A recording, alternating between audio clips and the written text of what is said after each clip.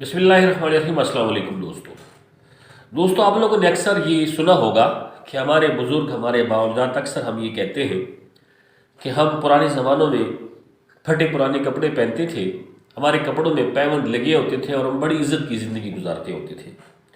بہت کم آپ کو سننے میں آیا ہوگا کہ کسی نے آپ کو یہ کہا ہوگا کہ پرانے زمانے میں کسی شخص کے پاس بہت زیادہ پیسے تھے اور اس نے بڑی عزت کی زندگی گزاری۔ ہمیشہ آپ کو یہ پیش کیا جائے گا کہ اس شخص کے پاس اتنے پیسے تھے لیکن وہ ساری حرام کی دولت تھی۔ اس شخص کے پاس اتنے پیسے تھے لیکن اس کے اندر انتہائی تکبر، انتہائی غرور تھا اور معاشرے کو ناپسند تھا۔ ہمارے ہاں کہیں بھی آپ کو امیر شخص کسی جگہ ولن تو نظر آئے گا، ہیرو نظر نہیں آئے گا۔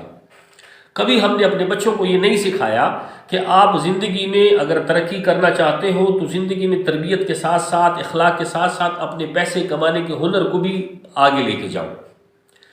ہم اپنے بچوں کے اندر عاجزی پیدا کرنے میں اس قدر آگے ہوتے ہیں کہ ہمارے بچے یا ہم خود اتنے عاجزی میں آگے چلے جاتے ہیں کہ جب ہم کسی کو خط لکھتے ہیں تو خط لکھنے میں بھی اس کو ہم یہ کہتے ہیں کہ آپ کا فقیر، آپ کا درویش، آپ کا ملنگ۔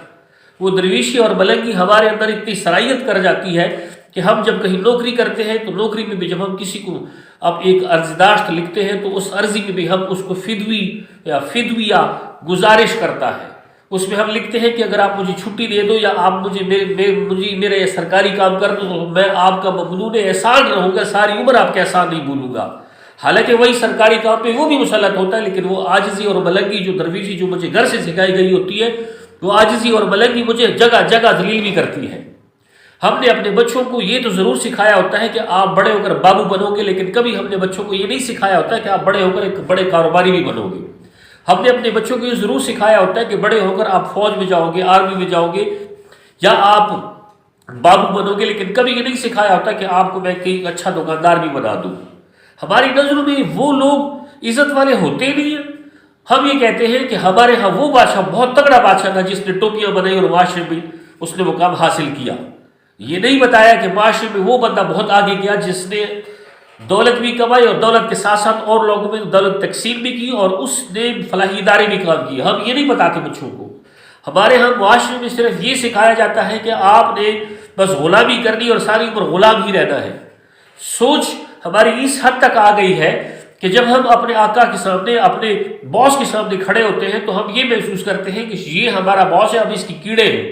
یہ ہمارے دماغوں کے اندر یہ بات اتنی صلاحیت کر گئی ہے کہ ہم اپنے آپ کو جب عاجز تسلیم کرتے ہیں اور یہ جب محسوس کرتے ہیں کہ میں اگر عاجزی سے کام لوں گا تو میرا باس خوش ہوگا۔ دوستو گزارش یہ ہے، سوچ بدلے، اپنے بچوں کے اندر، اپنے دوستوں کے اندر، اس معاشرے کے اندر یہ چیز ڈالیں کہ نہیں آپ محنت کریں گے تو آپ آگے جائیں گے، آپ پیسہ کمائیں گے تو آپ آگے جائیں گے۔